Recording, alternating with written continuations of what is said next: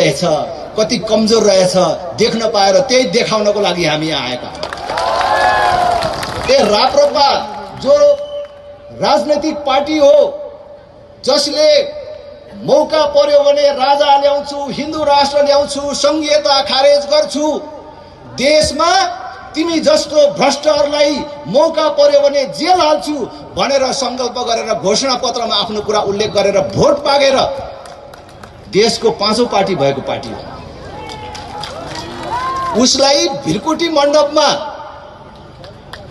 आमसभा गर्न दिँदाखेरि ढल्ने तिम्रो गणतन्त्र कस्तो गणतन्त्र र कति कमजोर गणतन्त्र हो त्यो संसारले देखोस् भनेर हामीले त्यहाँ कुनै लफडा नगरेको हो। आज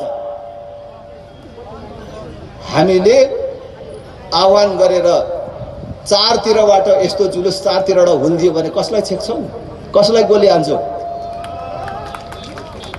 मैले फेरि पनि भन्छु, नसुध्रिने हो भने